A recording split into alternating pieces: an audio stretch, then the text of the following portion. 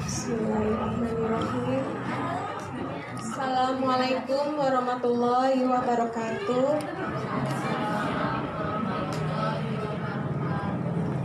Alhamdulillahirabbil alamin. Wassalatu wassalamu ala asrofil anbiya wal mursalin Sayyidina Muhammadin wa ala alihi washabihi ajmain. Rabbi sahri sodri wa yassirli amri wahlul 'uqdatam min lisani yafqahu qawli, amma ba'du. Yang saya hormati Ustadz Dr. Andes Jamjam Erawan, terima kasih telah hadir pengajian TK Amalia Putri pagi hari ini. Yang saya hormati Umi Neti selaku Kepala Sekolah TK Amalia, dan yang saya hormati Wakil Ketua POTM yang sudah hadir, serta pengurus POTM lainnya, terima kasih banyak.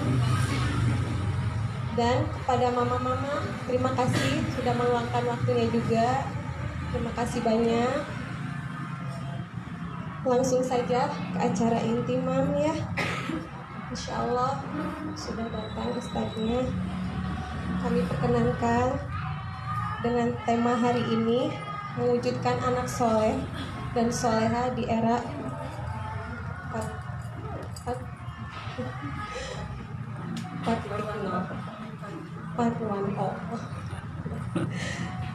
Mangga, waktu dan tepat saya persilahkan Pak Ustadz.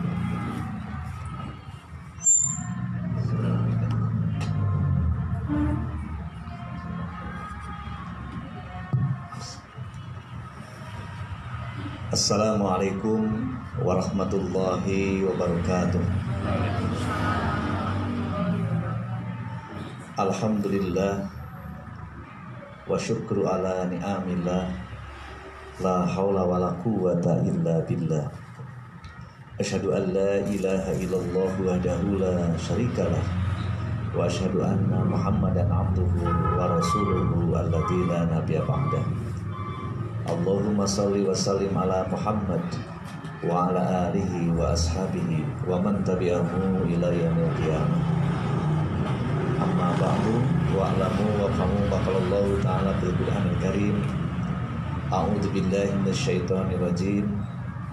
Wa laqad katabna fi zaburi min ba'di dzikri annal arda yarisuha ibadiyas salihun. An Abi Hurairah radhiyallahu an qala Rasulullah sallallahu alaihi wasallam, idza mata ibnu adama in qata'a amaluhu illa min salasin, shadaqatin jariyatin aw ilmin yuntafa'u bihi aw waladin shalihin yad'ulah, rawahu Muslim.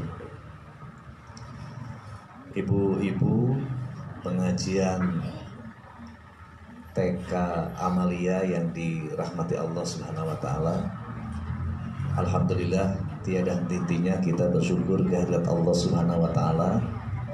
Di pagi yang cerah ini kita masih diberikan berbagai nikmat oleh Allah, sehingga kita masih punya kesempatan untuk menyempurnakan ibadah kita, untuk menyempurnakan amal kebaikan kita, dan untuk menyempurnakan amal saleh kita. Semoga pertemuan ini senantiasa ada dalam rahmat dan barokah Allah Subhanahu wa taala.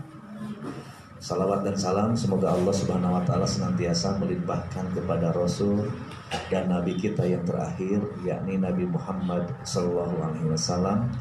Tak lupa kepada para keluarganya, para sahabatnya, tabi'in, sampai kepada kita semua yang senantiasa berintibah, yang senantiasa punya spirit untuk menegakkan dan menjunjung tinggi agama Islam demi terwujudnya pribadi yang marhamah, keluarga yang sakinah mawaddah warahmah, warga yang genah pernah tumaninah, serta badah thayyibah warabul ghafur, yakni negara yang aman tentram, gemah ripah roh jinawi ada dalam naungan dan ridho Allah Subhanahu wa taala. Selanjutnya tentu saya ingin menyampaikan ucapan terima kasih yang sebesar-besarnya, terutama kepada Pak Haji, juga kepada pengurus TK Amalia yang telah memberikan kesempatan untuk bisa bersama-sama bersilaturahim bersama-sama untuk dalam rangka tawasau bil haq wa tawasau bis sabr, bersama-sama untuk meneguhkan dan menguatkan ukhuwah Islamiyah kita, serta bersama-sama memikirkan tentang bagaimana perkembangan kemajuan anak-anak kita, termasuk lembaga pendidikan, wabil khusus adalah pendidikan Islam. Lebih-lebih ini adalah yakni lembaga yang sangat mendasar. Jadi anak-anak kita akan tahu tentang A, Ba, Ta, Sa, ya, A, B, B, C, D, itu adalah awalnya di tempat yang dasar ini. Dan namanya sudah jelas, bagus sekali. Amalia itu kan berasal dari bahasa Arab. Amal, artinya Amalia itu adalah perempuan. Jadi ini adalah tempat berkayanya ibu-ibu, tempat beramalnya ibu-ibu. Mudah-mudahan ibu-ibu yang mengelola, termasuk ibu-ibu yang pengajian di sini, termasuk orang tua anak-anak TK ini, senantiasa diberikan kesehatan oleh Allah Subhanahu wa taala, diberikan rahmat oleh Allah Subhanahu wa taala, diberkahi oleh Allah Subhanahu wa taala, dan dimudahkan segala urusan-urusannya. Ibu-ibu yang dirahmati Allah Subhanahu wa taala, tema kita sengaja diangkat tentang bagaimana kita mencoba untuk berjuang, berjihad. Jadi berjuang dan berjihadnya ibu-ibu yang paling utama adalah yakni harus melahirkan generasi-generasi yang hebat, generasi-generasi yang keren, generasi yang memang memiliki akhlakul karimah, nilai-nilai keislaman, sehingga apapun anginnya, apapun cuacanya, anak kita tetap bisa bertahan dan bisa menjadi anak-anak yang memberikan manfaat bagi hidup dan kehidupannya. Mau namanya 4.0 gitu ya, mau namanya globalisasi, apapun namanya nanti ke depan bisa 7.0 gitu, itu adalah tetap anak-anak kita adalah bisa menjadi harapan untuk menjadi anak-anak yang bisa memberikan warna, pelaku sejarah untuk negara yang kita cintai ini, yaitu adalah di negara Pancasila, yang itu adalah merupakan menjadi kesepakatan kita bersama. Oleh karena itu, ke depan adalah yang harus mengisinya adalah anak-anak kita. Jadi mudah-mudahan tahun 2050, 2060 yang mengisi negara kita ini, yang bisa menjadi pemimpin-pemimpin bangsa kita ini adalah diantaranya lahir dari TK Amalia ini. Nah, oleh karena itu, kenapa kita harus memiliki anak yang saleh dan salehah? Saya hanya ingin memberikan jawaban di dalam Al-Quran surat Al-Anbiya. Walaqad katabna fi zaburi mim ba'di dzikri annal arda yarisuha ibadiyas sholihun. Kata Allah, sungguh telah kami menulis, sungguh telah kami catat fi zaburi, di dalam kitab Zabur, ya. Terus juga adalah di dalam kitab-kitab sesudah Zabur, ya. Di situ setelah kitab Zabur itu ada kitab Zabur, ada kitab Taurat, dan ada kitab Injil, dan yang terakhir adalah kitab Al-Quranul Karim. Jadi di 4 kitab ini isinya sama. Allah pernah menulis dan mencatat, termasuk di dalam Al-Quran, itu disimpan di dalam surat Al-Anbiya ini. Apa isinya? Annal ardo yarisuha ibadiyas sholihun. Sesungguhnya bumi ini akan tenang, bumi ini akan aman, bumi ini akan nyaman, bumi ini akan damai, bumi ini akan sejahtera apabila diurus, diwarisi oleh anak-anak yang saleh. Jadi ibu, kalau ibu bisa melahirkan anak yang saleh, sesungguhnya adalah sudah berkontribusi kepada bangsa, sudah berkontribusi terhadap negara. Nggak usah dikata-katain bahwa Pancasila harga mati, Pancasila final gitu. Tugas ibu mah sekarang mah tunjukkan bahwa ibu bisa melahirkan anak-anak yang saleh. Maka itu sesungguhnya ibu sudah menjadi manusia yang Pancasilais, sudah menjadi orang yang mengamalkan Pancasila gitu. Kan gitu. Jadi yang pertama bahwa negara akan aman itu apabila di situ dihuni oleh anak-anak soleh. Yang paling kecil, ya ini yang paling kecil. Kelompok yang paling terkecil adalah keluarga. Keluarga yang dihuni oleh anak-anak yang saleh, maka dipastikan keluarga itu akan sakinah mawaddah warahmah. Contohnya aja gini, kalau di keluarga ibu misalkan punya anak 3, jangan semuanya, satu saja tidak soleh, bisa tenang tidak di dalam keluarga? Tidak akan tenang. Yang satu baca Quran dengan tekun, yang satu waktu sholat dua-duanya sudah tepat melaksanakan sholat awal. Yang satu saja pas adzan itu malah nonton TV, megang HP, apalagi main-main yang tidak berguna gitu. Bagaimana kira-kira? Di rumah akan aman tidak? Tidak akan aman. Apalagi sampai di rumah itu adalah ada anak yang memang melakukan pelanggaran-pelanggaran hukum. Maksudnya adalah hukum Allah. Contohnya misalkan mabuk-mabukan. Kita akan tenang tidak kalau di rumah ada satu saja, jangankan semuanya, satu saja di rumah itu ada yang suka mabuk-mabukan. Bisa tenang tidak? Tidak akan tenang. Oleh karena itu, jaminan Allah di dalam surat Al-Anbiya itu menyatakan bahwa jika kita ingin mendapatkan kehidupan yang tenang, yang nyaman, yang rukun, yang damai, maka disitulah kita harus mewujudkan anak-anak yang saleh. Itu yang pertama. Jadi kalau saya simpulkan, anak yang saleh itu adalah merupakan syarat utama bisa hidup di dunia menjadi hidup yang nyaman, yang tenang, yang bahagia. Kalau di dunia ini adalah kita dari 3 ada satu saja yang tidak soleh, maka dipastikan di dalam keluarga itu pasti ribut. Yang satu dilindungi sama ayahnya, ya kan gitu, sama ibunya diprotes, pasti itu tidak akan nyaman dalam kehidupan keluarga. Oke, yang kedua, mengapa kita harus mewujudkan anak yang saleh di zaman sekarang itu? Karena hadis Nabi Muhammad SAW menyatakan, Iza matabnu adama in kota amaluhu illa min salasin. Apabila anak Adam meninggal dunia, maka akan putus seluruh amalnya. Illa min salasin, kecuali 3 hal, yaitu sodakotin jariyatin, yaitu adalah sodakoh jariyah. Yang dimaksud dengan sodakoh jariyah itu adalah amalan-amalan yang terus mengalir kebaikannya karena banyak memberikan kemanfaatan.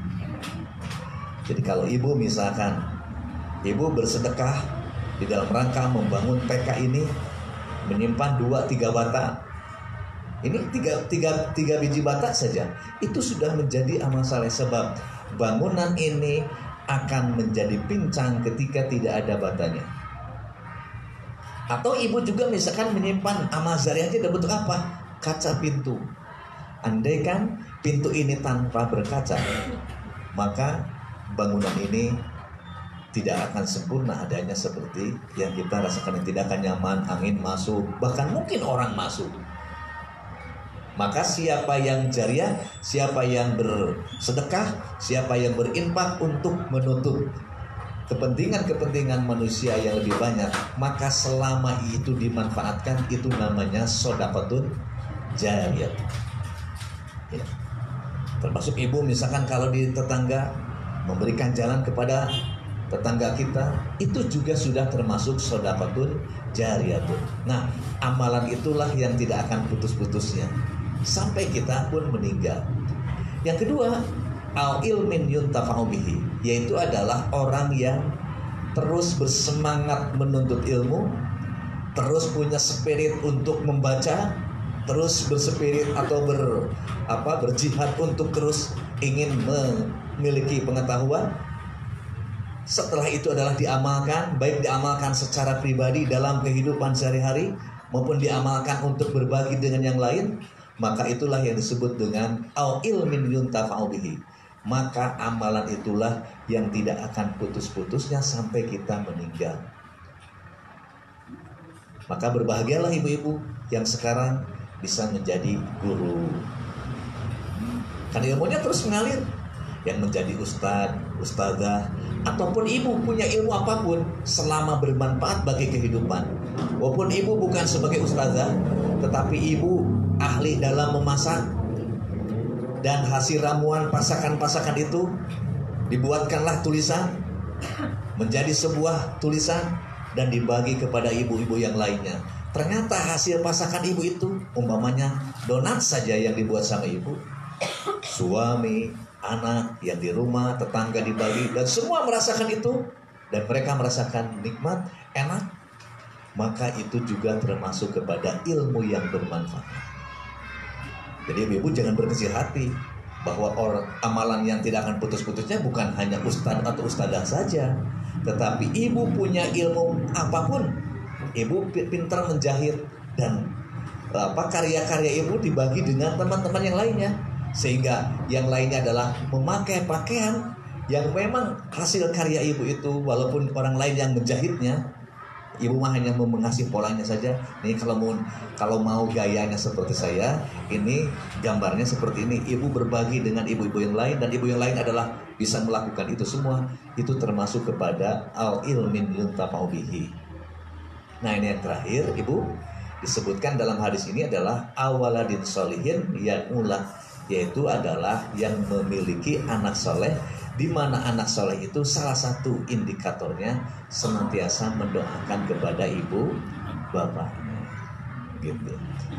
Jadi ibu, berdasarkan hadis ini ditegaskan ternyata anak yang saleh itu adalah merupakan investasi, merupakan jalan mudah kita untuk bisa mendapatkan rahmat dan ampunan Allah Subhanahu wa Ta'ala.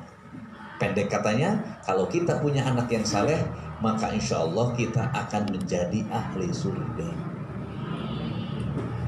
Gambel bu sekarang bu nih, jika ibu sekarang punya orang tua, apakah ayah atau ibu sudah meninggal, untuk mengetahui ibu kita dan bapak kita sekarang di alam kuburnya merasakan nikmat kubur itu, salah satunya adalah ada di ibu-ibu.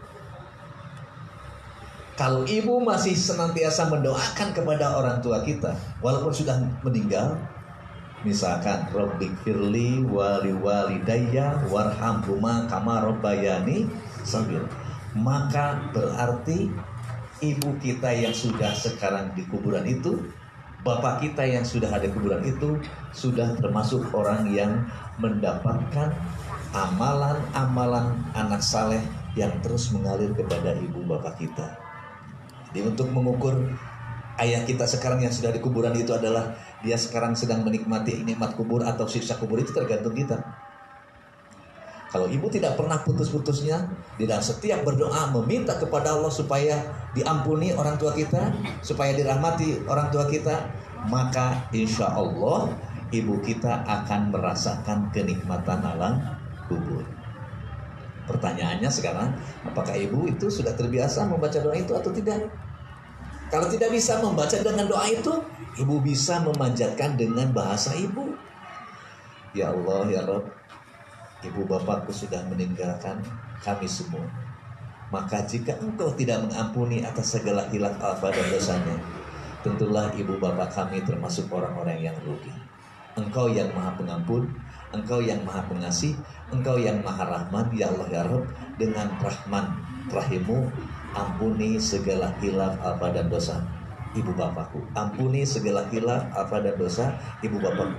Ibu dengan mendoakan seperti itu, maka insya Allah orang tua kita yang sekarang sudah ada di alam kubur itu akan merasakan nikmatnya kubur. Gitu. Jadi ibu ya, jadi kalau tadi surat Al-Anbiya, di mana anak soleh merupakan jaminan hidup di dunia kita tenang, damai, bahagia.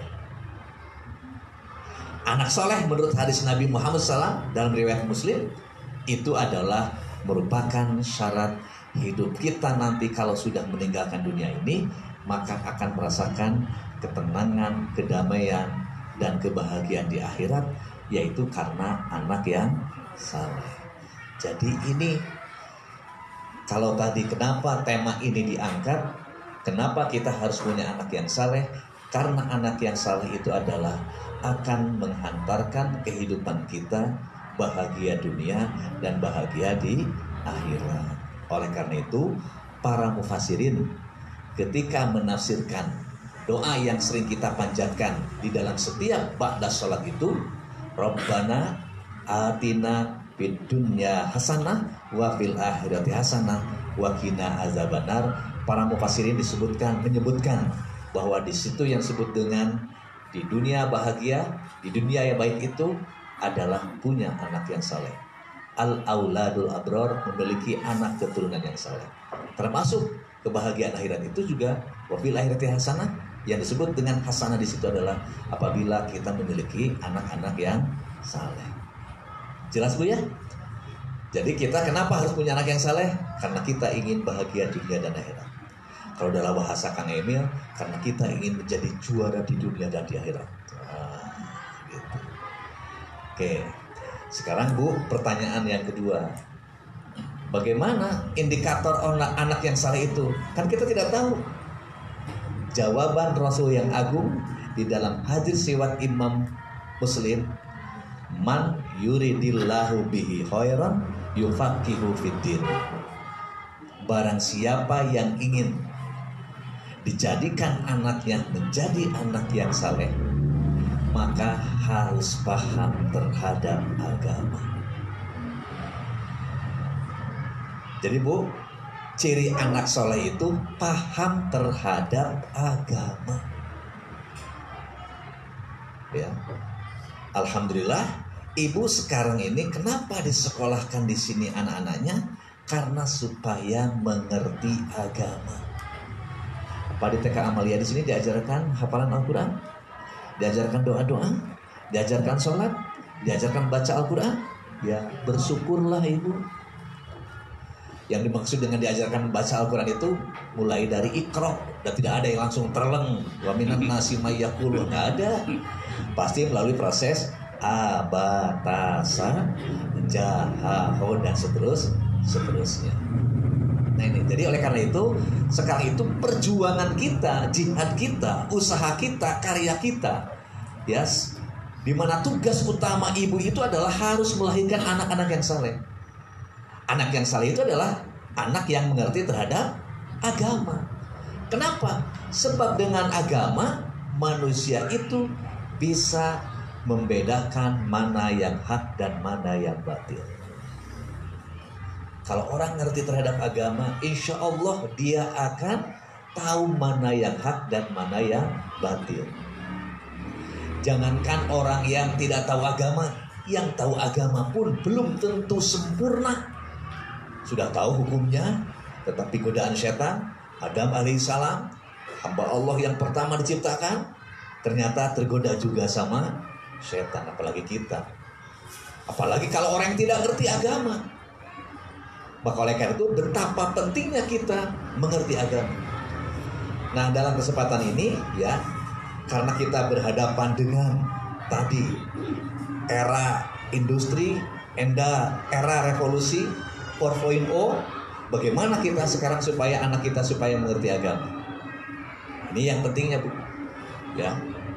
Jadi kita sudah sekarang konsep Islam, kalau kita ingin hidup bahagia di dunia dan akhirat harus punya anak yang saleh.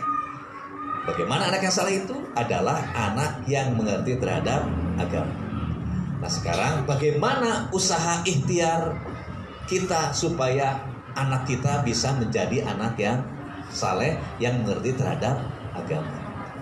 Paling tidak saya ingin menyampaikan 5 tip, 5 strategi, 5 cara supaya kita bisa punya anak yang mengerti terhadap agama sehingga dia nanti menjadi anak yang saleh. Yang pertama, isyarat hadis Nabi Muhammad SAW. Kalau kita ingin punya anak yang ngerti terhadap agama itu, di mana Rasul mengatakan wa yu'allimuhumul kitabah. Jadi hadis ini memang agak panjang. Di situ disebutkan hakul walidi ala walidihi. Kewajiban orang tua terhadap anaknya itu ayuh sinasmahu, memberi nama yang baik. Dan di situ juga ada kalimat wa yu'allimuhumul kitabah, yakni harus mengajarkan baca tulis Al-Quran. Ya, sekali lagi nih Bu, supaya anak kita mengerti terhadap agama, maka anak kita harus bisa mampu membaca, menulis, dan memahami Al-Quran. Insya Allah di TK Amalia ini juga diajarkan bagaimana cara menulis. Sekarang ini kan banyak orang yang hafalannya bagus, tetapi disuruh nulis gak bisa. Padahal bisa jadi bahwa tulisan itu bisa salah arti kalau kita salah menulis. Contohnya, adabun dengan azabun beda. Kalau adab dengan hamzah itu artinya akhlak, itu artinya etika, gitu. Tapi kalau azab dengan ain itu artinya siksa. Kalau ibu mengatakan biadabin, ya, biadabin alim, berarti dengan akhlak yang baik, gitu kan, biazabin alim. Tapi kalau biazabin alim, siksa yang ada itu. Oleh karena itu bisa salah arti. Apalagi yang bisa kita kalau kita salah menulis. Oleh karena itu betapa pentingnya kita kepada anak-anak kita itu bisa membaca menulis. Dan sekarang ini kalau kita mau masuk ke sekolah manapun, salah satunya adalah harus bisa menulis. Jadi kalau misalkan dulu, kalau di pondok itu ada yang disebut dengan pelajaran insa. Insa itu mengucapkan, maka anak-anak kita adalah menulis. Ayo tulis Qul huwallahu ahad. Ibu bisa membaca menulis bismillah? Ibu bisa menulis assalamualaikum? Kenapa? Karena sering. Karena sering kan? So, kalau saya misal, Bu, tulis sekarang assalamualaikum, langsung ibu, tidak lama. Tulis bismillah Bu, bismillahirrahmanirrahim. Tapi kalau saya, Bu, tulis aula mastumunisa, mikir heula. Kenapa? Karena kita tidak terbiasa. Oleh karena itu anak kita biasakan, selain dia bisa melafalkan lafaz Al-Quran, dia harus bisa menulis Al-Quran. Karena ini penting. Sebab kalau anak kita mau studi nanti ke luar negeri, terutama adalah ke Timur Tengah, maka harus tulisan Arabnya harus bisa dimengerti. Dan tidak akan rugi kalau kita bisa. Gitu. Jadi oleh karena itu yang pertama, kenapa harus kita mengajarkan baca tulis Al-Quran? Sebab Al-Quran menegaskan surat Al-Baqarah ya 185. Allah mengatakan Syahrul Ramadhan alladzi unzila fihil Qur'an hudal linnasi wa bayyinati minal huda wal furqan. Sebab Al-Quran itu adalah akan menjadi petunjuk bagi anak kita, dan dengan petunjuk itu anak kita bisa membedakan mana yang hak, mana yang batil, mana yang halal, mana yang haram, mana yang baik, mana yang buruk, begitu. Coba kalau ibu baca Al-Quran kan, hati itu jadi nyaman kan gitu. Ketika ditanya, Bu, bagaimana hukumnya memakai pakaian itu bagi perempuan? Ibu hanya taunya dari Ustadz, ibu hanya taunya dari cerita-cerita. Tetapi ibu kalau langsung bisa melihat kepada Al-Quran yang aslinya, kepada hadis-hadis Nabi Muhammad SAW, apa yang menjadi kewajiban kita memakai pakaian bagi kaum perempuan, maka ibu akan lebih pede ketika menjelaskannya pun. Maka ini betapa pentingnya. Jadi Al-Quran itu adalah menjadi sumber inspirasi. Al-Quran itu menjadi sumber motivasi. Al-Quran itu menjadi sumber kekuatan kita. Dan kenapa Allah Subhanahu wa Ta'ala menurunkan wahyu pertama kepada Nabi Muhammad SAW itu adalah dengan Iqra. Tidak sholat dulu, tidak sahur, tidak haji, tidak berdagang, tidak babul be, Tetapi yang pertama Allah perintahkan kepada Nabi Muhammad SAW melalui malaikat Jibril itu adalah yakni diturunkannya surat Al-Alaq. Iqra bismi rabbikal ladzi khalaq. Membaca. Gitu. Oleh karena itu, membaca itu sangat penting. Bahkan mohon maaf Ibu, hasil riset yang dilakukan oleh Ma'arif Institute kemarin tahun 2019 akhir, di mana bangsa Indonesia yang 260 juta ini, ya, kemampuan bacanya setahun 27 lembar. Setahun 27 lembar. Jadi minat bacanya masih lemah gitu. Jauh. Kenapa sekarang Korea bisa melebihi kita? Kenapa Jepang yang bisa lebih hebat dari kita? Kenapa Singapura malah melewati kita? Termasuk kenapa Malaysia yang dulu belajar sama kita, mereka begitu lebih cepat? Karena kemampuan membaca. Tradisi membaca itu adalah terus. Kenapa harus membaca? Sebab dengan membaca, ada peribahasa menyebutkan membaca adalah jendela dunia. Bu, saya tanya, Ibu pernah ke alam kubur? Ibu pernah ke akhirat? Tapi Ibu tahu apa yang ada di dalam kubur? Tahu tidak apa yang ada di dalam kubur? Tahu. Tahu kan? Ada siksa kubur, kan gitu. Terus di akhirat tahu ada neraka? Tahu. Dari mana itu? Dari Al-Quran. Kenapa tahu? Karena dibaca. Kita akan tahu apa yang ada terjadi sekarang di Cina karena kita baca. Si corona itu sekarang di mana-mana. Jadi karena apa? Dibaca gitu. Jadi betapa pentingnya. Dan peradaban inilah yang sekarang harus dihidup-hidupkan kepada anak-anak muda kita, kepada anak-anak kita. Jadi kalau ibu ingin anaknya nanti menjadi anak yang saleh, kalau ibu nanti anaknya ingin menjadi manusia yang derajatnya tinggi, kalau ibu nanti ingin anaknya adalah bisa menjadi penggerak, tokoh, bahkan pengisi bangsa ini, maka dorong mereka supaya membaca. Saya bisa tampil di sini karena baca. Kalau tidak baca, mau menyampaikan apa? Kan gitu. Jadi ini kan ngeri. Setahun itu 27 lembar. Berarti sebulannya berapa lembar? Rata-rata 2 lembar. Sebulan 2 lembar. Coba saya juga tanyalah sama ibu-ibu sekarang. Coba untuk membuktikan bahwa betul nggak ini hasil riset ini.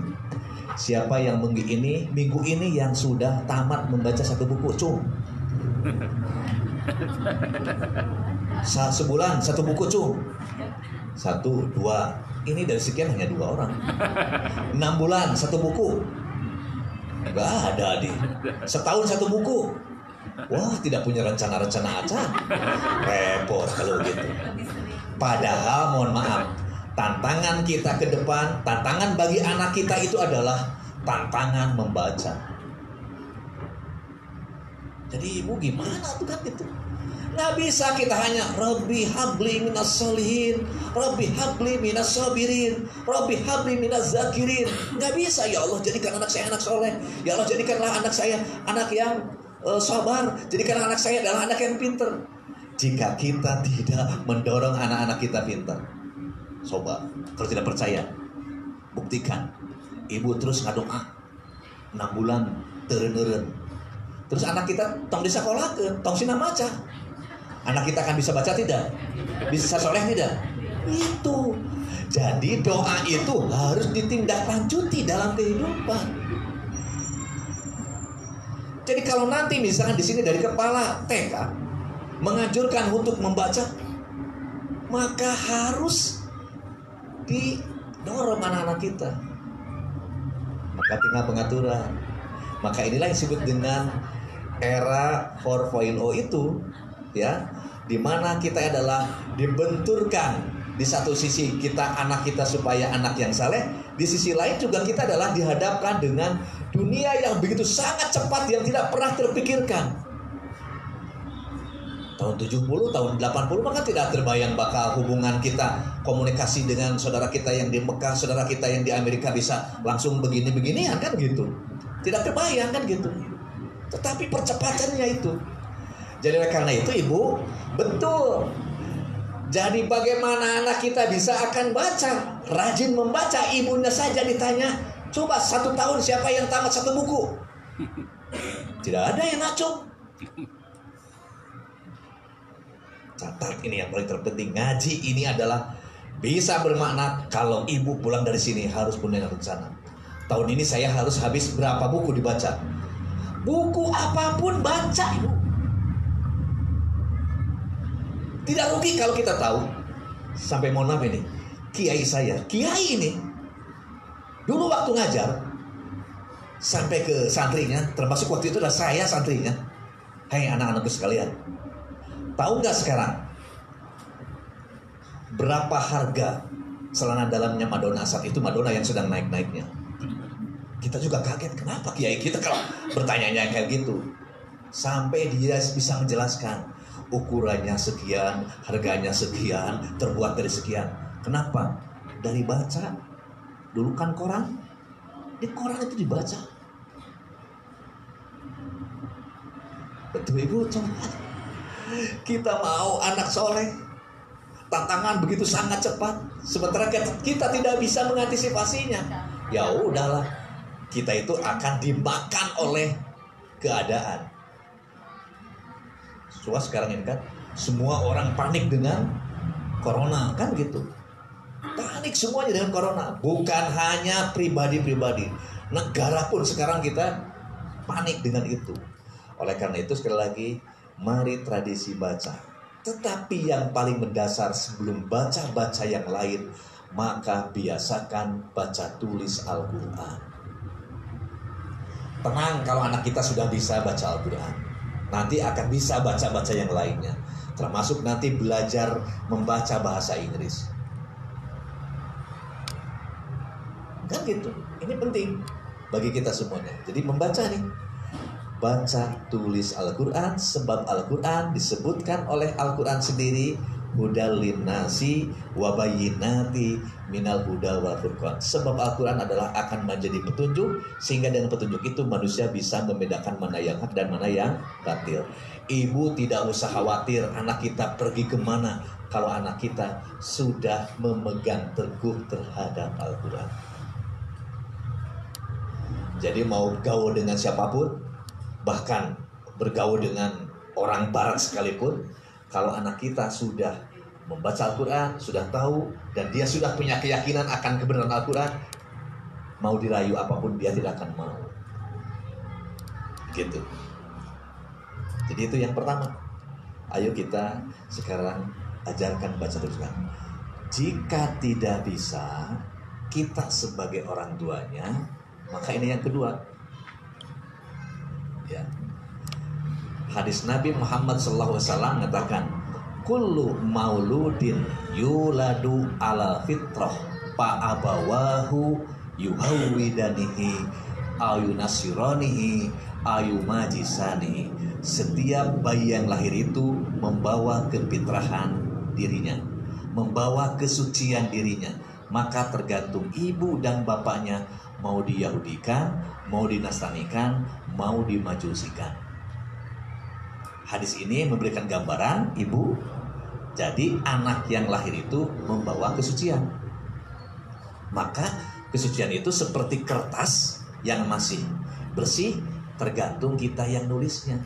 Yang nulisnya Yahudi bakal jadi anak Yahudi, yang nulisnya adalah Nasrani akan jadi anak Nasrani, yang nulisnya Majusi akan jadi anak Majusi, dan yang nulisnya adalah Islami maka akan menjadi anak yang Islami. Gitu. Nah ini yang kedua. Jadi tergantung ibu bapak ini. Ya. Mau sama ibu sama bapaknya ini anak mau disolehkan atau tidak?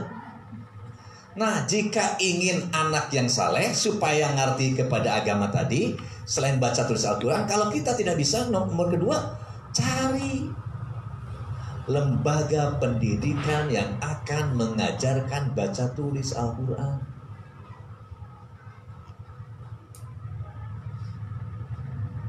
Sebab lulusan fakultas kedokteran tidak akan menjadi seorang notariat. Betul Ibu? Lulusan keperawatan tidak akan menjadi sarjana hukum. Betul Ibu? Itu faktanya begitu. Jadi kalau Ibu salah memasukkan sekolah, maka itu adalah awal dari kesalahan Ibu. Kalau Ibu sudah tepat memilih sekolah, oleh karena itu hati-hati pada saat kita memilih lembaga pendidikan untuk anak-anak kita. Kenapa? Lembaga pendidikan adalah yakni lembaga yang mengajarkan Al-Quran dan hadis kepada anak-anak kita yang secara sistematis, yang dibagi kepada mata pelajaran yang bermacam-macam. Kan sama ibu mah susah diajar kerja juga anakmu, walaupun ibu pinter, apalagi kalau ibunya males. Kan gitu. Coba sekarang ini sangat luar biasa. Ini sangat luar biasa sekarang ini. Anak-anak muda kita ya, anak-anak kecil kita itu sekarang sudah hafal. Di TK itu sudah ada yang hafal juz amma. Ketika neneknya diajak, nek, tolong ya dengerin, mau murojaah nih, dede, kan gitu. Istilah murojaahnya juga ibu juga nggak ngerti. Nah, murojaah, kan gitu. Nah ini ibu harus gaul nih. Gaulnya bagaimana? Membaca. Tadi masih ada kaitan dengan membaca. Anak kita membaca. A'udzu billahi minasyaitonir rajim. Bismillahirrahmanirrahim. La uqsimu bihadzal balad. Ibu teh bingung karena tidak biasa. Maka menjadi ibu masa kini tidak cukup hanya dengan memerintah. Satu, masukkan kepada lembaga pendidikan di mana sekolah itu adalah yang mengajarkan banyak Al-Quran dan hadisnya. Yang kedua, ibu harus menjadi pendamping utama. Kalau Ibnu Khaldun mengatakan madrasatul ula, guru pertama dan guru utama itu adalah ibunya. Saya tanya sama ibu-ibu, Bu, kalau anak ibu sehari-hari pakai bahasa Inggris, ngobrolnya? Anak ibu pakai bahasa Jepang? Bahasa Korea? Kenapa? Jadi pakai bahasa apa anak ibu sehari-harinya? Bahasa Indonesia. Kenapa? Karena bahasa ibunya. Coba kalau ibunya. Saya punya adik, kebetulan punya kesempatan untuk mendapatkan studi S2 dan S3-nya di Amerika. Pada saat pergi, sedang hamil, bawa ke sana. Di sana 5 tahun.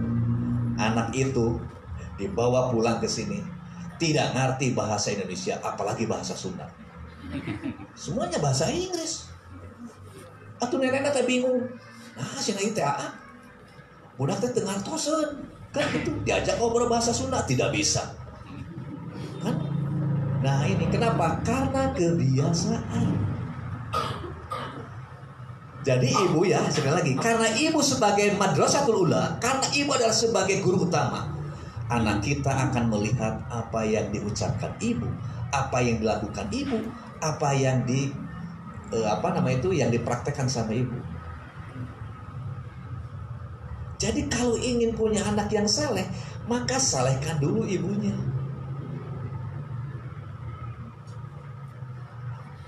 Anak kita kenapa tidak pakai bahasa Inggris, tidak bahasa Korea? Karena kita adalah bahasa Indonesia sehari-harinya. Dan bahasa Indonesia pun hati-hati jangan sampai menggunakan bahasa-bahasa Indonesia yang tidak mendidik terhadap anak kita. Sampai psikolog itu mengatakan, kalau kita ingin tahu satu keluarga, maka nggak usah meneliti ibu dan bapaknya sehari-hari. Panggil saja anaknya. Ajak ngobrol anaknya minimal 4 jam. Di 2 jam pertama biasanya itu anak baik, ngobrol kan gitu. Nah baru sudah 2 jam, makanya kebetulan anak saya itu adalah psikolog gitu. Jadi kenapa teh bawa makanan? Ini ada wawancara sama anak-anak gitu. Ya itu bawa makanan, sedang ngobrol itu ya pulpen dijatuhin kan gitu. Belum si anak teh bagaimana kagetnya pas keluar, astagfirullahaladzim. Nah ini pertanda bahwa ibu dan bapaknya di rumahnya kalau ada bahasa kaget itu dengan istighfar. Itu dari survei itu anak saya itu coba. Ada yang mengatakan coet. You know is coet? Kan gitu.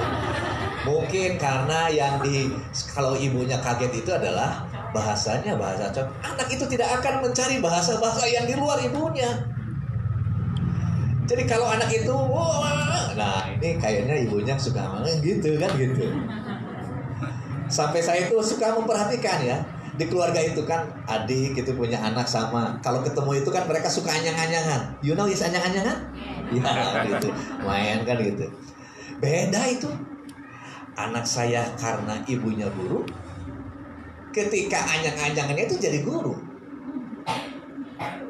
Anak adik saya itu adalah tukang dagang. Anyang-anyangnya tukang dagang. Sampai cerita di angkotnya kelihatan. Punten atuh, kapan itu sakedik, masih sakedik. Oh, hidung nanti berusuk itu, kan gitu. Ibu sekali lagi ya, hati-hati nih. Tadi kullu mauludin yuladu ala fitrah fa abawahu yuhawidanihi aw yunasiranihi aw yumajisanihi. Maka anak itu tergantung bahasa yang digunakan oleh ibunya, dan ibunya yang paling banyak bergaul. Maka akan dilihat dari apa yang dikatakan oleh ayahnya. Dan kalau ibunya dengan ayahnya suka ribut, anak dipastikan itu bakal ribut dengan teman-temannya pada asisten sekolah. Kalau ibunya mengalah, nanti anaknya menjadi suka mengalah. Jadi kalau ibu guru nanti ya, nanti kalau lihat ada anaknya tuh dua-dua ngengkreng, ibu bapak anak tuh tukang ngengkreng begitu. Kan gitu. Itu secara psikologis, secara keilmuan gitu. Kan gitu. Ya. Jadi kalau memang misalkan sekarang ibu membiasakan anak itu belanja, anak pasti dalam anjang-anjangannya belanja, kan gitu. Sakedapnya sakedap. Badai ke mana lah? Badai ke Alfamart. Oh iya, di Alfamart dibiarkan bebas ngambil kan gitu. Itu adalah harus menjadi perhatian kita. Ayah bahasa Sunda, uyah tara TS kaluar. Ini artinya bahwa akan kepada ibunya. Jadi kalau ibunya terbiasa baca Quran, nggak usah diajak-ajak gitu. Kalau ibu setiap pagi baca Quran, apalagi anak sedang tidur, anak itu udah juga punya insting. Dia akan, si mama ini sedang baca Quran. Kalaupun dia tidak sekarang, nanti suatu saat apabila sudah berkeluarga, anak kita akan seperti itu. Persislah mungkin sama ibu-ibu sekarang dapat dirasakan. Dulu bagaimana didikan ibu kita gitu. Dan sekarang itu sampai sekarang mau dirubah sama suami, dirubah sama orang lain pun kita tetap walaupun dirubah sedikit, tapi hati tetap ini adalah kok pelajaran dengan si mamah dengan yang sekarang itu berbeda gitu. Akan terjadi benturan, konflik batinnya gitu. Oleh karena itu sekali lagi saya titipkan ibu, kalau lulusan dari TK Amalia, cari sekolah yang memang nyambung dengan TK Amalia. Di sini belajar agama, di sini belajar Al-Quran. Anak-anak sudah mulai lancar Al-Quran, sudah hafid Al-Quran, gitu sudah.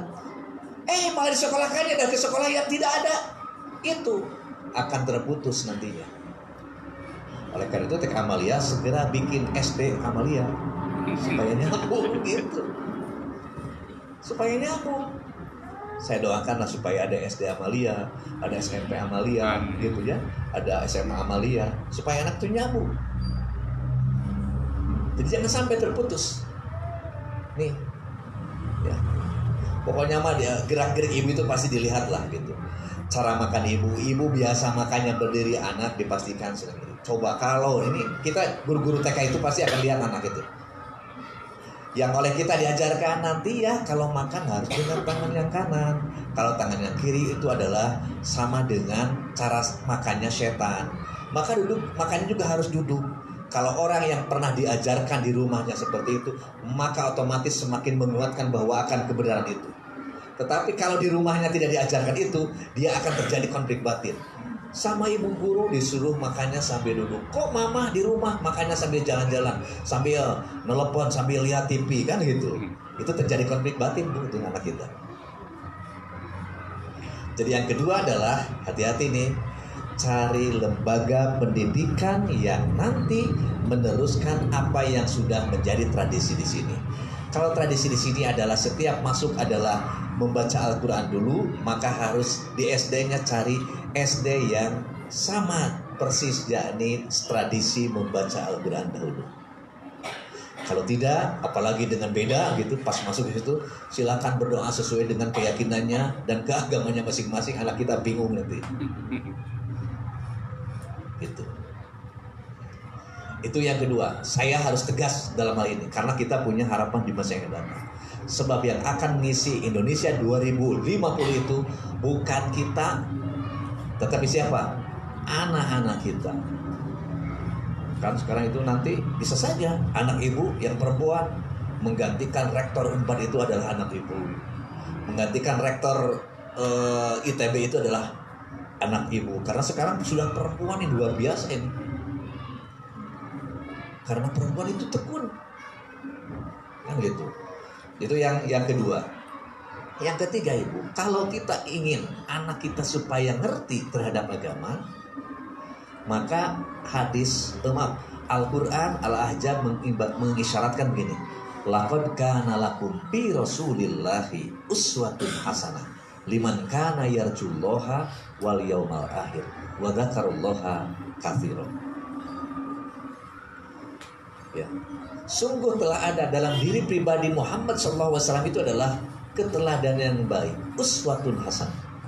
Sekarang kita mau mencari teladan yang baik itu di mana? Nggak ada. Nabinya sudah tidak ada. Terus bagaimana tuh? Maka caranya jadikan diri kita, yakni menjadi Muhammad yang hidup di zaman sekarang, akhlaknya seperti Kanjeng Nabi Muhammad SAW. Maka ibu-ibu harus belajar. Maka ibu itu kalau sambil nunggu anak-anak kita belajar, lebih baik ibu juga baca tentang pribadi Muhammad, bagaimana Nabi Muhammad hubungan dirinya dengan orang tuanya, bagaimana Muhammad hubungan dengan istrinya, bagaimana Muhammad dengan anaknya, bagaimana Muhammad dengan cucunya, bagaimana Muhammad dengan tetangganya, bagaimana Muhammad dengan beda keyakinannya. Itu ada di situ. Artinya apa? Jadikan diri kita sebagai uswatun hasanah. Dan insya Allah anak itu pasti inginnya seperti mama atau ingin seperti papa gitu. Dan bapaknya juga, mamanya juga pasti akan tersinggung. Kalau Ade, kalau panggilnya Ade, Ade kayak siapa? Oh iya, Ade kayak Sahrini. Ibu pasti marah. Kan gitu. Pasti marah. Apalagi misal Ade kayak siapa? Ade mah kayak Sule. Pasti marah ibu itu. Kan begitu. Apa maksudnya? Inginnya adalah ibu itu kan harapannya ingin seperti mama kan gitu.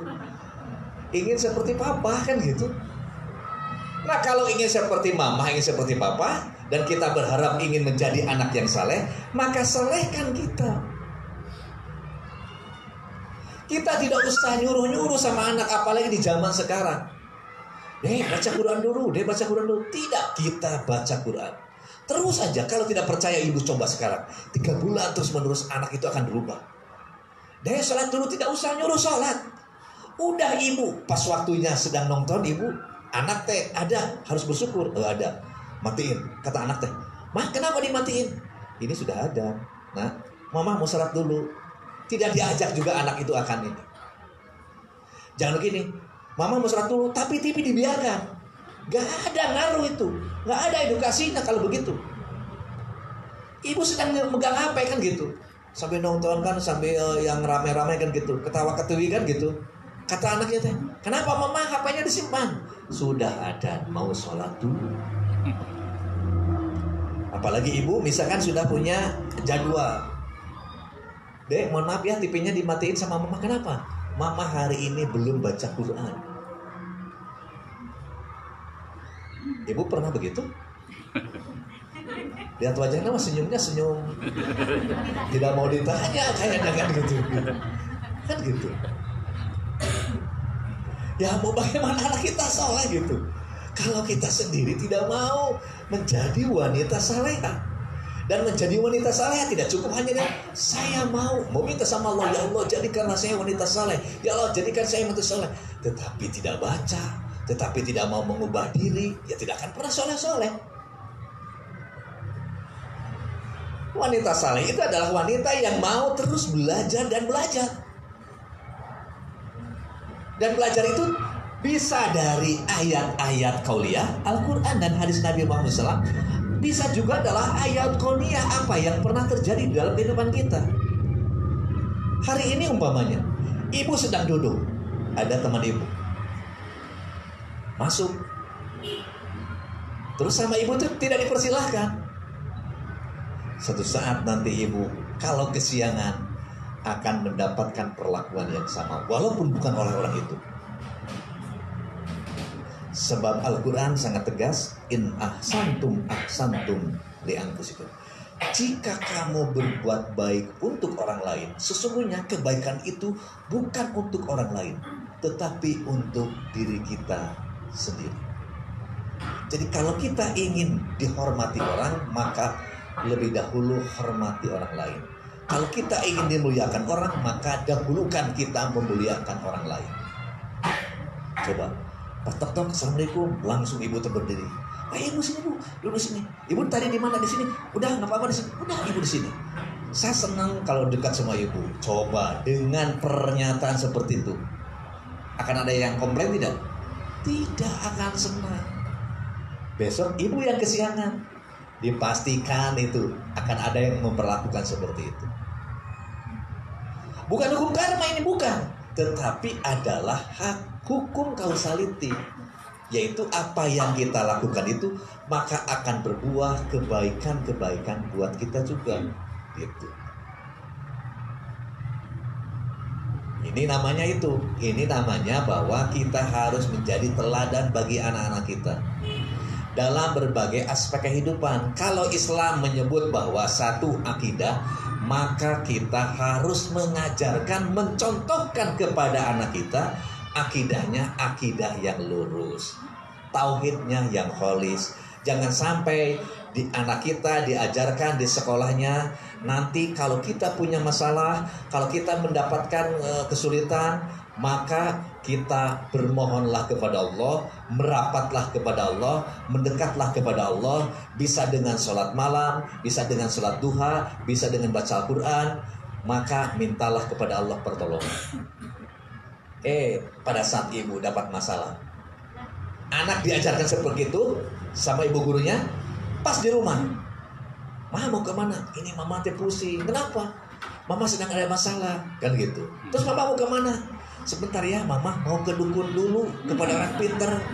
Itu anak konflik ibu. Anak teh bingung ini. Di sekolah diajarkan harus meminta hanya kepada Allah, seperti ikrar kita di dalam sholat, iyyaka na'budu wa iyyaka nasta'in. Malah di lapangan, di dalam kehidupan, sama ibu diajarkannya malah datang kepada orang yang pinter. Bingung anak itu. Sholat juga sama, ibadah. Ya.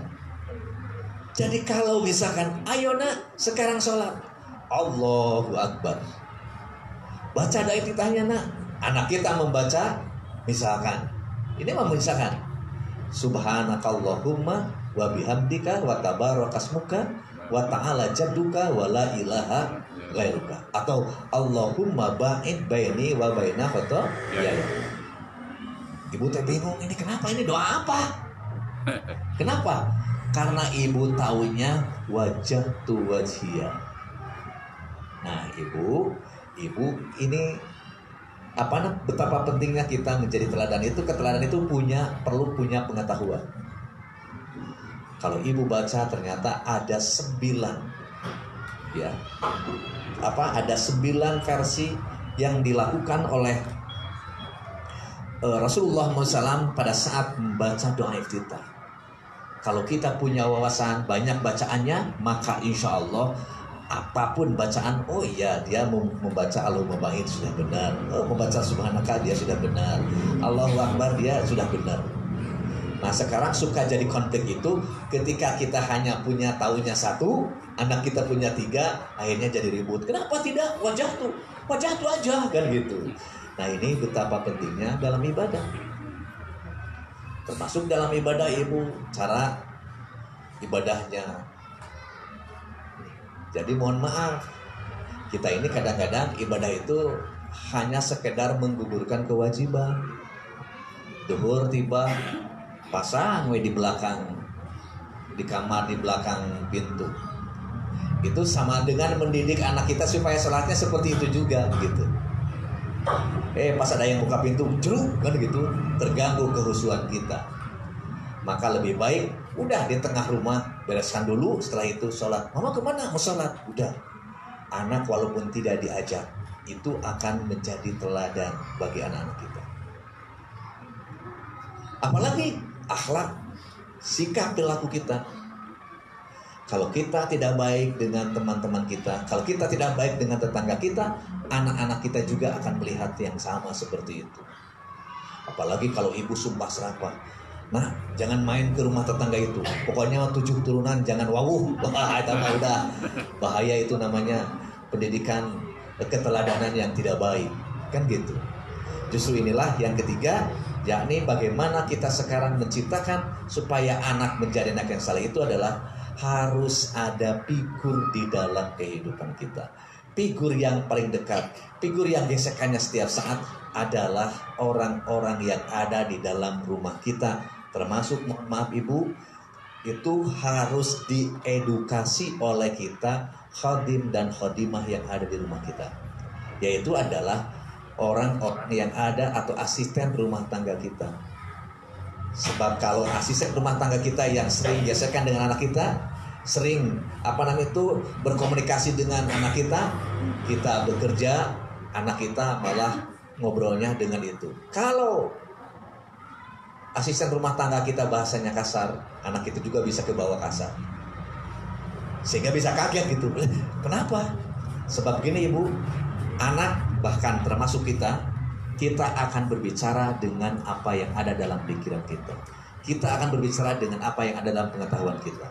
Ibu tidak akan berbicara di luar konteks itu. Itu yang ketiga ya. Yang keempat, ibu. Nah ini yang keempat, di mana Allah Subhanahu wa taala menyebutkan bahwa wala ta'kulu amwalakum bainakum bil batil. Apa isyaratnya? Kalau anak kita ingin menjadi anak yang saleh, maka hati-hatilah pada saat kita memberikan asupan konsumsi bagi anak-anak kita. Pokoknya mas, sandang pangan papan anak-anak kita harus dipastikan kehalalannya. Sebab bisa jadi walaupun disekolahkan ke sekolah agama, walaupun di TK-nya TK Amalia, tetapi kalau yang dikonsumsi setiap harinya makanannya itu adalah makanan yang riba, makanan yang haram, maka dipastikan anak itu adalah akan mengalami mentok, susah. Man akala haroma, kata Nabi, ya, do'upa yakinu, maka akan lemah keyakinan. Jadi harus hati-hati. Ibu-ibu pada saat menerima ya nafkah dari suami itu, apalagi yang namanya bonus, jangan cepat-cepat senang dulu gitu. Biasanya ibu menerima sebulan umpamanya 5 juta, pada saat bulan itu ada tambahnya, Pak ini kok kenapa 7,5 juta gitu. Itu bonus. Tidak cukup mengatakan alhamdulillah, ayo belanja dan sebagainya gitu. Tapi pada saat kita mendapatkan ada lebihnya, Pak sebentar, sebelum ibu mendistribusikan kepada anak-anak kita supaya anak kita soleh, dipastikan ini halal atau tidak. Ibu pernah selama berumah tangga kepada suami bertanya begitu? Udah? Ya bersyukurlah, akan terjadi anaknya yang saleh. Tapi kalau juga langsung atoh gitu, tidak tahu apakah itu dengan cara yang halal atau yang haram, apalagi di zaman sekarang, kata Roma Irama itu, jangankan mencari yang halal, yang haram juga sudah susah kan gitu, sehingga orang bisa menghalalkan segala cara. Ini harus hati-hati. Apa yang dipakai sama anak kita itu juga adalah akan bisa menjadi kendala.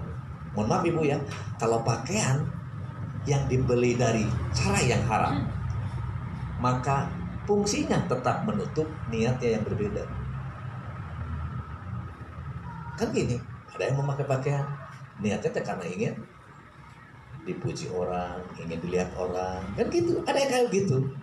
Nah ini harus hati-hati. Kalau kita misalkan sekarang memakai pakaian, tinggal di rumah atau punya motor, punya mobil, kalau ada perasaan seperti itu, segera bertobat kepada Allah Subhanahu wa taala, beristighfar supaya ini ada segera dihapuskan. Kalau di situ adalah ada hal-hal yang haram atau syubhat yang kita makan, yang kita gunakan. Sebab makanan itu akan memberikan pengaruh yang besar. Profesor Al-Hirari pada saat menafsirkan wala ta'kulu amwalakum bainakum bil batil, kenapa sampai Al-Quran menyebutkan bahwa makanan itu harus halal, tidak boleh dengan cara-cara yang batil? Ternyata makanan itu adalah yang dimakan oleh kita, yang dimakan oleh anak kita itu adalah akan menjadi seripati, dan seripati itu menjadi darah, dan darah itu mengalir.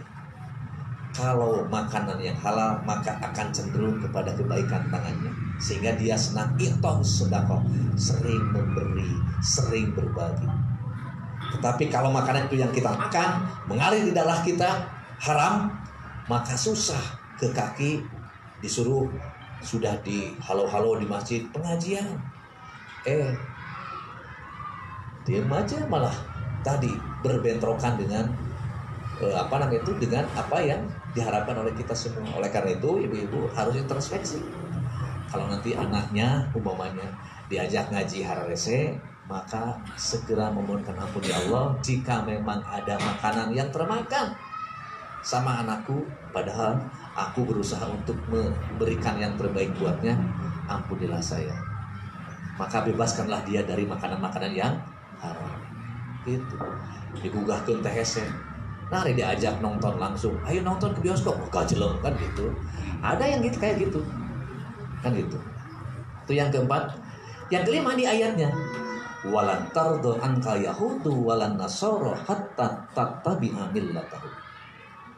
Orang Yahudi, orang Nasrani, sampai kiamat pun mereka tidak akan pernah rela dan tidak akan pernah ridho kalau generasi-generasi Islam ini adalah mereka tidak terpengaruh oleh mereka.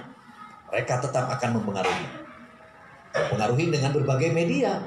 Ada melalui media sosial, ada melalui makanan, ada media pakaian, ada media pergaulan, ada media dan semacamnya. Sekarang kan kita merasakan itu semua, kan gitu.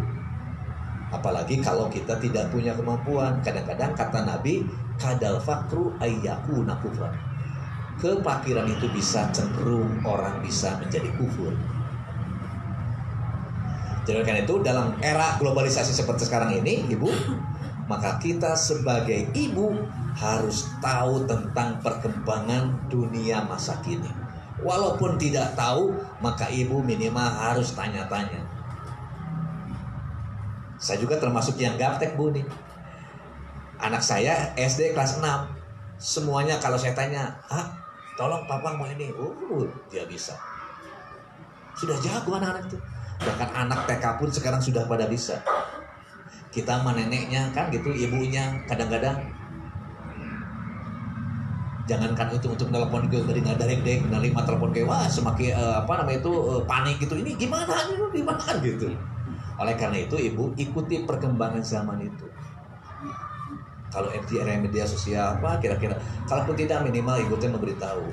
Dan kalau ibu mau nonton sinetron tidak apa-apa, tapi di situ adalah ada edukasi untuk mengomentari.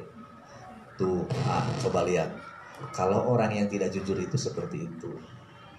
Walaupun sekarang dia seneng-seneng gimana, tapi ujungnya kena, kan gitu. Kenapa? Itu adalah pelajaran yang berharga. Yang terakhir ibu-ibu yang dirahmati Allah Subhanahu wa taala, kalau kita ingin menjadi anak yang saleh itu, Allah tetap tidak pernah memberikan vonis kepada kita setelah usaha-usaha itu, ud'uni astajib lakum.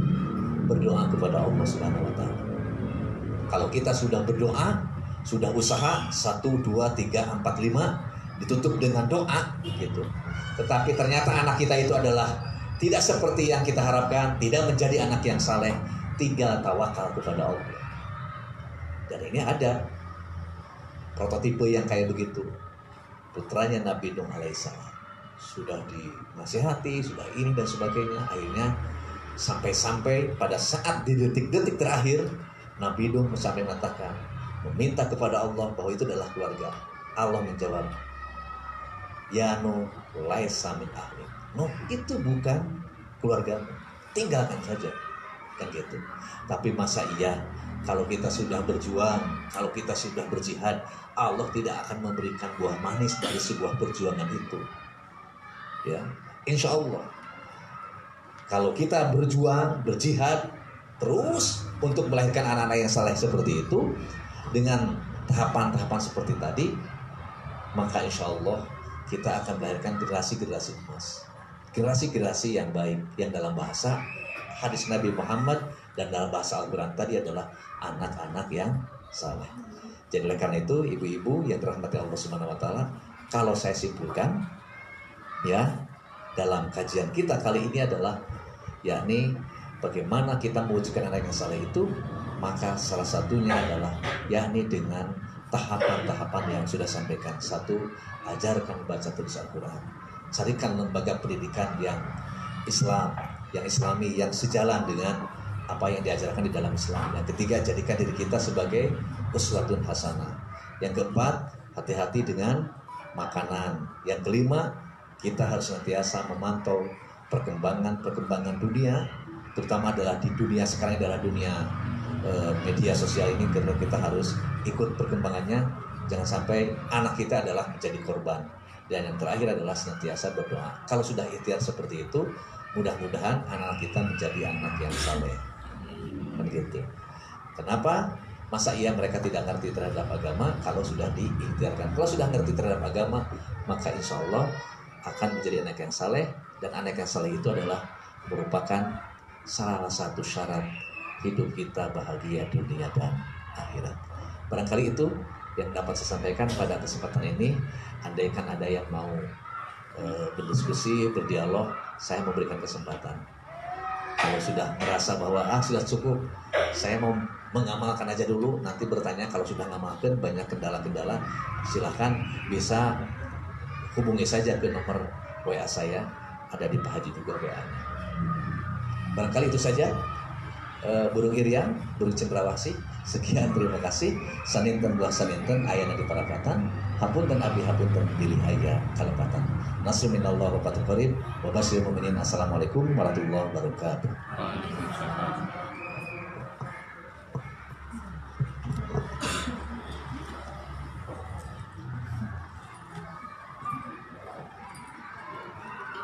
Acara selanjutnya yaitu sesi tanya jawab.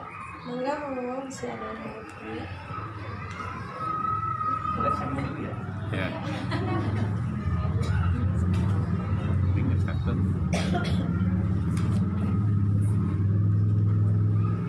Sok. Sambil jalan. Assalamualaikum warahmatullahi wabarakatuh. Saya Mama Alanis dari kelas kupu-kupu. Pak Ustadz, yang ingin saya tanyakan, di era 4.0 ini kan anak-anak kita nanti mungkin pergaulannya akan lebih luas, terus nggak menutup kemungkinan juga kan wawasannya lebih luas daripada kita. Terus kalau misalkan nanti si anak gitu suatu saat kan dengan adanya teknologi ini kita nggak bisa, misalkan si anak ini udah dapat di lembaga yang Islam istilahnya, teman-teman secara realnya mungkin orang-orang yang ada di lembaga itu. Tapi kan kalau dengan adanya teknologi nggak menutup kemungkinan si anak ini bakal berinteraksi dengan yang bukan muslim gitu. Dan untuk si generasi 4.0 ini kan si anak tuh pemikirannya lebih terbuka, mereka bisa sharing apa aja gitu kan. Ini kebetulan anak saya kan masih 5 tahun, tapi dengan keponakan-keponakan saya yang udah pada besar ini, rata-rata mereka tuh kadang punya teman, dan ada satu pertanyaan ke saya yang bilang gini, kenapa apakah agama itu boleh milih nggak sih katanya? Kan saya Islam katanya karena emang keluarga Islam gitu. Tapi sebenarnya agama ini emang harus dipilihin orang tua, apa saya emang punya hak buat memilih agama katanya. Kan si anak-anak yang umuran SMA menanyakan ini, saya sebagai tantenya yang ngerasa yang oke ya, maksudnya anak SMA mereka nggak dapet jawaban dari orang tuanya, mereka ke saya nanya seperti ini, saya cuma bisa jawab ya itu sih emang hak asasi karena emang agama itu dipilih sama kita. Cuman sesuatu hal yang emang udah kita tahu, kita yakini, keluarga juga hidup dengan tenang dengan agama ini, yang saya pilih ketika saya harus memilih nih, tante harus milih nih, tante bakalan terus milih Islam gitu. Alasannya karena emang keluarga selama ini saya tahu, dan bukan berarti saya nggak belajar juga gitu tentang agama lain gitu kata saya. Terus kata dia ketika saya belajar, maksudnya saya sharing dengan teman yang non muslim dan saya merasa tertarik dengan itu, saya boleh enggak memilih agama katanya. Nah untuk kayak gitu Pak Ustadz mungkin punya jawaban ya. Jadi nanti karena sampai saat ini pertanyaan itu menurut keponakan saya dia belum dapat jawaban gitu. Mohon dibantu Pak Ustadz, terima kasih. Mau ada lagi nggak? Atau langsung satu-satu? Ada lagi? Aman? Ian lagi ya. Mau salah satu aja? Oke, makasih. Terima kasih Ibu kupu-kupu ya. Maksudnya kelas kupu-kupu kan gitu. Jadi ibu-ibu, saya ingin menjawab pertanyaan itu karena ada dua. Pertama adalah kaitan dengan era 4.0 itu adalah ya ini era digital. Saya ingin menjawab Al-Quran surat Al-Kahfi yang sering kita baca di setiap hari Jumat itu. Ayat 7 itu mengisyaratkan itu. Inna ja'alna ma'alal ardi zinatallaha linabluwahum ayyuhum ahsanu amala.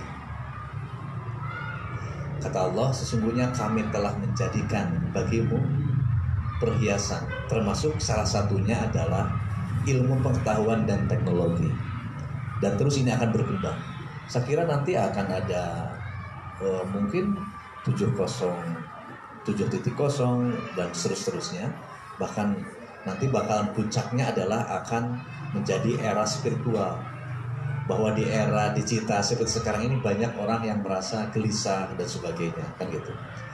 Nah bagi kita kaum muslimin, ya bagaimana mensikapi itu? Kalau kita merujuk kepada Al-Quran surat Al-Kahfi ini, bahwa kita jadikan bahwa media ini adalah sebagai lahan amal saleh kita, sebagai lahan dakwah kita, sebagai lahan syiar kita. Dan ini kesempatan untuk menyebarkan Islam yang lebih luas, untuk menyebarkan Islam yang rahmatan lil alamin, untuk menyebarkan Islam atau menampilkan Islam yang teduh, yang damai, yang selama ini kita punya cap kurang bagus di negara-negara barat karena ada pihak-pihak tertentu yang ingin membangun stigma terhadap Islam yang disebut dengan Islamofobia, bahwa Islam dikesankan sebagai agama yang keras, agama yang disebarkan dengan pedang, yang disebarkan dengan kekerasan, yang disebarkan dengan apalagi misalkan dengan banyak-banyaknya kejadian yang bisa jadi itu adalah kejadian itu direkayasa, misalkan menyalahartikan makna jihad, kan gitu, seolah-olah bahwa jihad itu adalah seperti harus perang di lapangan.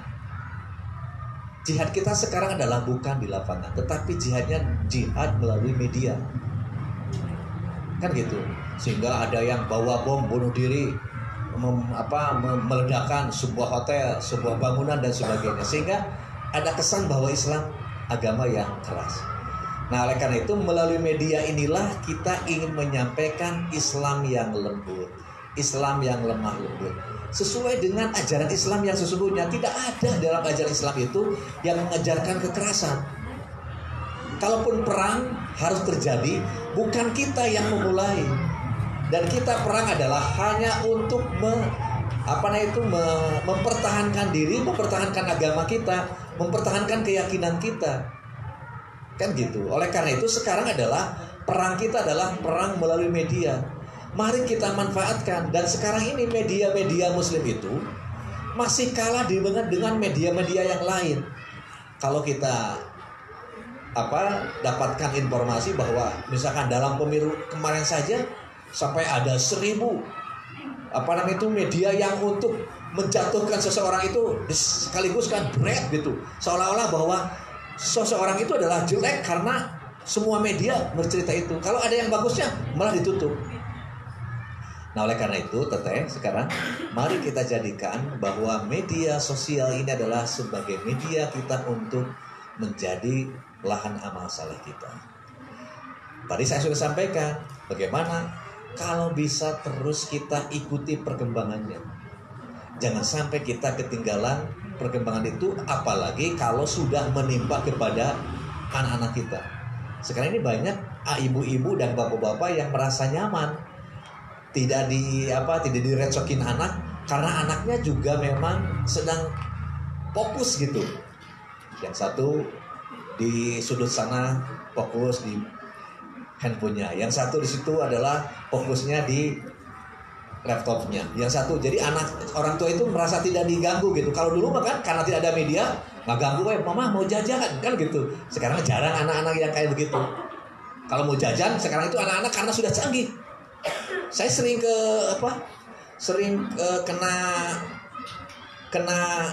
kena modus gitu. Jadi anak-anak kita sekarang itu dia sedang main gitu, sedang asiknya, tapi lapar, dia pesen GoFood. Pas tahu sudah ada motornya di luar, kedengaran dia cepet lari ke toilet. Saya yang ada di situ otomatis, ini ada pesanan siapa? Nadib, sudah kan gitu. Pas dipanggil itu, di toilet, tidak terpaksa kita yang bayar, kan gitu. Itu adalah korban dari media, kan gitu. Jadi anak-anak kita tuh sudah pintar gitu. Dulu mah kita minta jajan kan gitu, dibatasi dan sebagainya. Kalau sekarang anak-anak sudah ini. Oleh karena itu ibu harus mengikuti perkembangan zaman ini. Jadi bahwa mari kita jadikan media ini, jangan sampai media ini adalah handphone kita penuh dengan caci maki, penuh dengan ghibah, sering men-share hal-hal yang belum pasti. Saya tidak berani sekarang nge-share tentang kaitan dengan corona. Kenapa? Karena saya tidak paham tentang itu. Lebih baik saya diam daripada saya nanti bisa menyesatkan orang lain, kan gitu. Oleh karena itu saya paling tidak setiap pagi untuk berbuat kebaikan itu menggunakan media ini sesuai dengan kemampuan saya, hanya nulis satu kalimat dan itu di-share setiap pagi dengan tagline-nya. Nanti kalau ibu-ibu di sini mau bikin grup, setiap pagi saya nanti akan bisa kirim. Setiap pagi saya kirim, ya sedikit-sedikit lah untuk berbagi ilmu, pengalaman yang saya di mana dalam Enjoy Your Life itu adalah saya menulis dari hasil kajian, pemikiran, sekaligus ilmu, bahkan mungkin pengalaman orang lain yang saya catat dan setelah itu dibagikan kembali dan ternyata mudah-mudahan bisa bermanfaat bagi orang lain. Contohnya misalkan saya misalkan hari kemarin misalkan menulis tentang apa? Ini contohnya. Hati-hati dengan dunia. Karena jika hati, pikiran, dan amalan kita sudah dikuasai oleh dunia, maka akan tumbuh subur penyakit hati seperti iri, dengki, hasud, dan sombong. Bahkan jiwa kita akan tumbuh pada kebenaran, dan kalaupun ada kebenaran hanya sesaat dan kamuflase saja. Di akhirnya saya pakai doa, ya Allah, jangan kau simpan dunia di hati kami. Simpanlah dunia ini di genggaman kedua tangan kami, agar kami bisa menjadikan dunia itu sebagai jalan kami menjadi hambamu yang terbaik dan dapat banyak membantu kesulitan hamba-hamba kami. Saya tulis itu dari hasil renungan setiap pagi. Dan sekarang ternyata dalam jangka 10 tahun Bu saya nulis di media sosial, apakah itu di IG, apakah itu di Facebook, ya. Saya tulis sudah 10 tahun dan sekarang sudah mau naik cetak gitu. Dari tulisan segitu-segitu saja setiap kali nulis, dan ini sudah tersebar di mana-mana. Saya punya teman di Amerika, ternyata dia ngirim sama saya. Saya tahu bahwa ini tulisan saya gitu. Oh, ini saya dapat dari anu. Di media sosial ini adalah kita bisa banyak berbuat kebaikan itu walaupun hanya kecil. Tapi saya berpegang teguh kepada hadis Nabi ahabul a'mal ilallah adwamuha wa idullah. Amalan yang dicintai oleh Allah itu adalah amalan kecil namun dilakukan secara kontinu. Mandala Allah khairin falahu ajru misla faili. Barang siapa yang menunjukkan kepada kebaikan maka dia akan mendapat pahala yang sama dengan apa yang dilakukan oleh orang lain itu. Itu Neng ya. Jadikan media ini adalah sebagai lahan kita untuk berdakwah, lahan berbuat baik, bahkan kita berbagi informasi. Saya sering di PRMM itu karena setiap jalan itu suka jalan nyetel PRMM, dan ada berita ketika ada kejadian di apa yang saya alami di jalan, saya informasikan ini jalan ke Kopo macet, lebih baik ambil jalan sini, dan mohon kita doakan supaya para pengguna jalan itu dia bisa disiplin. Itu juga adalah kebaikan dan dibaca, didengarkan oleh semua orang, kan gitu. Itu sebetulnya kalau kita kreatif, kalau kita bisa mau melakukan itu, insya Allah akan menjadi kebaikan kita. Yang kedua, kaitannya dengan bagaimana sekarang ini di media ini adalah, memang sekarang ini adalah asuhan, pengasuh anak-anak kita itu adalah media bisa jadi. Bukan orang tuanya sibuk, sudah datang ke rumah juga walaupun semuanya duduk dalam satu meja yang sama, tetapi yang satu hatinya sedang ngobrol dengan temannya yang di luar. Semuanya pada pegang begini. Sampai saya juga pernah melihat ada satu foto. Di situ ada Pak Wakil Presiden, ada Menko, ada para menteri gitu. Semuanya pegang HP. Kok nggak ngobrol gitu? Semuanya malah pegang HP. Ini juga sama kan gitu. Ayahnya pas mau pergi sudah pegang HP karena dia sudah minta ke sopirnya, tolong siapkan itu, kita mau berangkat sekarang. Ibunya juga sedang pegang HP. Itu nanti di kantor siapkan ya, karena nanti akan ada meeting. Anaknya juga padahal satu meja sedang makan, karena media yang dekat menjadi jauh. Sebaliknya yang jauh menjadi dekat. Maka oleh karena itu persis dengan ayat tadi, mari kita jadikan ini adalah sebagai lapangan amal saleh kita. Nah, kaitan dengan itu bisa jadi anak-anak kita ini adalah diasuh oleh media. Sehingga ada pertanyaan-pertanyaan seperti yang mungkin untuk di zaman sekarang, untuk dunia kita agak aneh gitu. Kenapa pertanyaan seperti itu? Sangat wajar. Malah oleh karena itu, betapa pentingnya kita sekarang adalah membaca. Kalau membaca kita akan bisa jawab nih, gitu. Contohnya seperti tadi, bagaimana? Pada prinsipnya beragama itu dalam Al-Quran jelas. La ikraha fid din qad tabayyana rusdu minal ghayy. Ya, tidak ada paksaan di dalam beragama itu. Termasuk dalam satu keluarga tidak boleh dipaksa beragama. Kan gitu. Tetapi dalam sisi yang lain, kita sebagai orang tua, di mana kita berkewajiban untuk mengarahkan anak kita supaya beragama sesuai dengan agama yang kita yakini. Kalau kita sudah, mohon maaf ini ya, kita sudah memberikan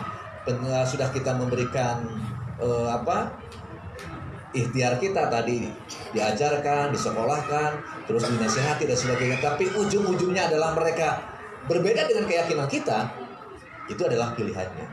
Sebab gak bisa kita paksakan, kan gitu. Apalagi di era zaman sekarang yang senantiasa segala sesuatunya pakai hak asasi manusia.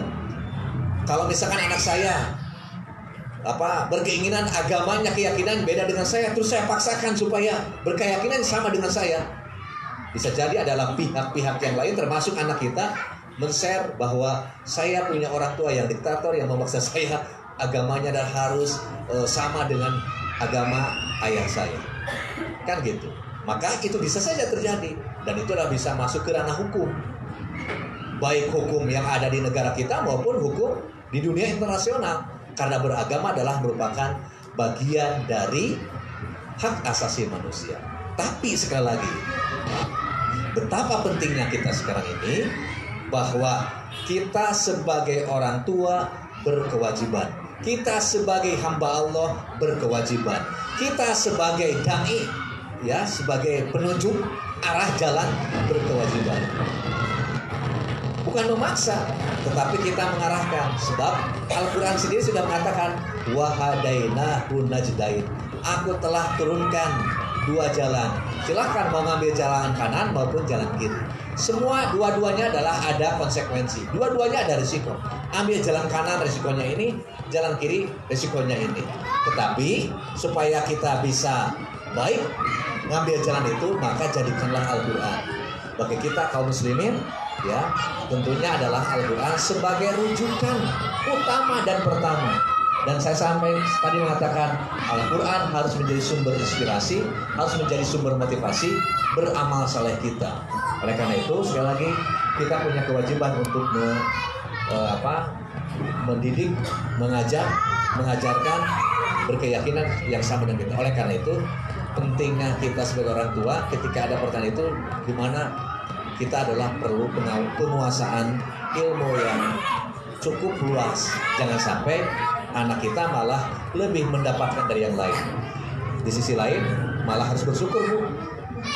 Dengan adanya pertanyaan seperti itu memotivasi kita juga adalah untuk bisa lebih luas lagi kan gitu. Akhirnya ingin mencari jawaban kan tentang itu kan gitu.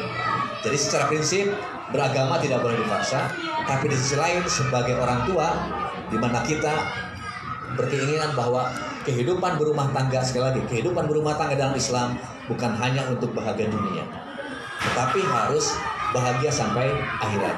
Al-Quran surat Az-Zukhruf ayat 70 menegaskan begitu. Udkhulul jannata antum wa azwajukum tuhbarun. Masuklah kamu beserta pasangan hidupmu juga anak keturunanmu ke dalam surga Allah Subhanahu wa taala. Kita bisa masuk ke situ adalah apabila kita satu keyakinan, apabila kita satu agama, kita dalam satu lingkup keluarga yang sama. Karena kita ingin seperti itu, maka ikhtiar maksimalkan.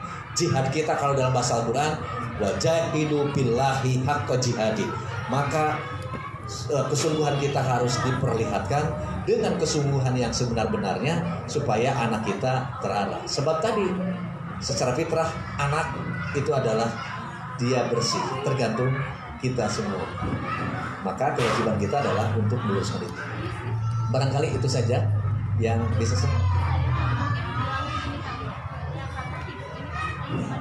ya. Nah, ya, jelas akan berbeda. Ya bisa, nggak salah. Enggak, jawaban ibu tadi sudah betul. Jawaban ibu sudah tepat sebetulnya. Kan gitu, hanya ibu kan tinggal nambah tadi pengetahuan supaya anak itu adalah semakin yakin bahwa ini ada kitab sucinya kan gitu, ayat Al-Qur'annya. Maka perbanyaklah baca Al-Quran dengan terjemahannya yang nanti akan menambah kesanah wawasan kita. Kalau ada penasaran Pak Haji, Ibu Kepala, insya Allah saya datang lagi ke sini. Ya, insya Allah saya datang lagi ke sini. Nanti bisa dalam tema yang lain dan kita nanti bisa disiapkan pertanyaan-pertanyaan. Saya kira ini saja. Sekali lagi terima kasih atas perhatiannya. Mudah-mudahan kita yang hadir pada kesempatan ini adalah bisa menjadi majelis yang penuh dengan rahmat Allah Subhanahu wa taala. Majelis kita adalah penuh dengan barokah Allah Subhanahu wa taala, dan majelis ini adalah mudah-mudahan bisa menjadi jalan mudah kita masuk ke dalam surga Allah Subhanahu wa taala. Apabila ada hal yang kurang berkenan dengan contoh-contoh yang saya sampaikan, bahasa yang kurang tertata rapi, saya sampaikan ucapan permohonan maaf yang sebesar-besarnya. Barangkali itu saja. Nasunallahu wa karim. Assalamualaikum warahmatullahi wabarakatuh. Waalaikumsalam.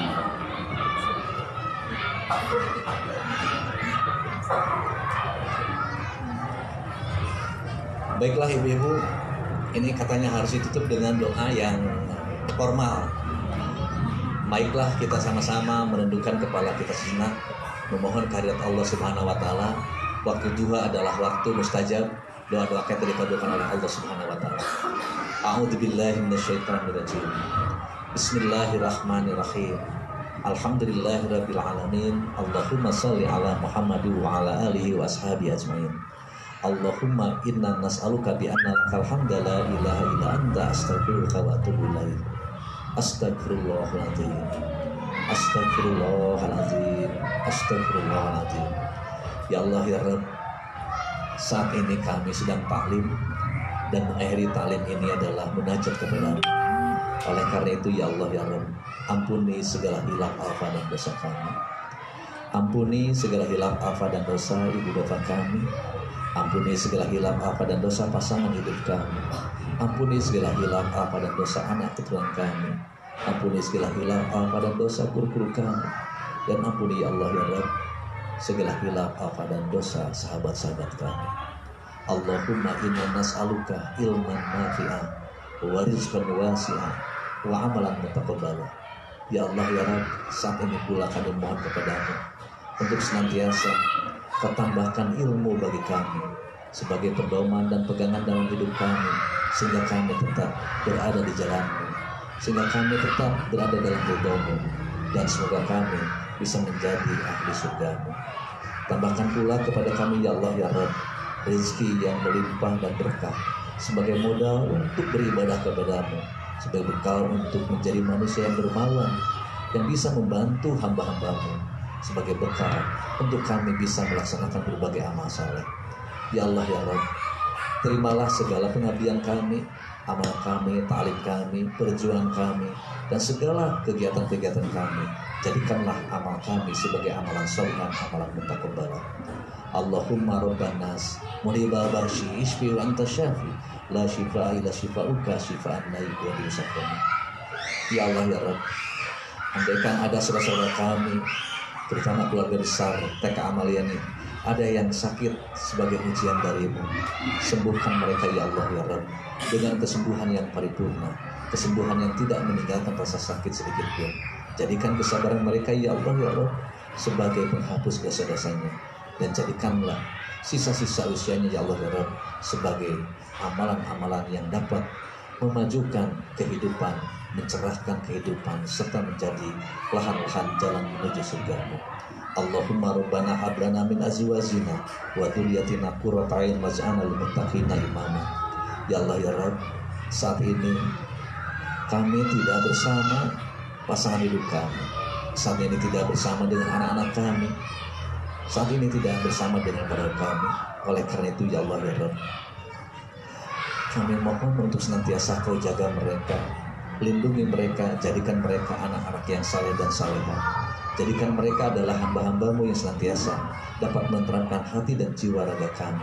Jadikan mereka ya Allah ya Rabb sebagai mujtahid, mujahid dan mujtahid Islam yang dapat menyebarkan Islam sebagai rahmatan lil alamin. Rabbana atina fid dunya hasanah wa fil akhirati hasanah wa qina adzabannar wa adkhilna jannata mal abrar ya aziz ya karim bi rahmatika ya arhamar rahimin.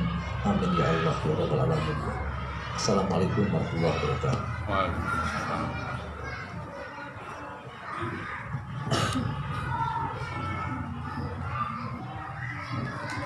Saya ucapkan terima kasih banyak. Semoga apa yang telah disampaikan dapat menambah rasa dan cinta takwa kita kepada Allah Subhanahu wa taala, serta dapat menambah wawasan dan ilmu yang bermanfaat. Amin ya rabbal alamin. Marilah kita tutup acara pengajian ini dengan mengucapkan bacaan hamdalah. Alhamdulillahirabbil alamin. Wabillahi taufiq wal hidayah. Assalamualaikum warahmatullahi wabarakatuh.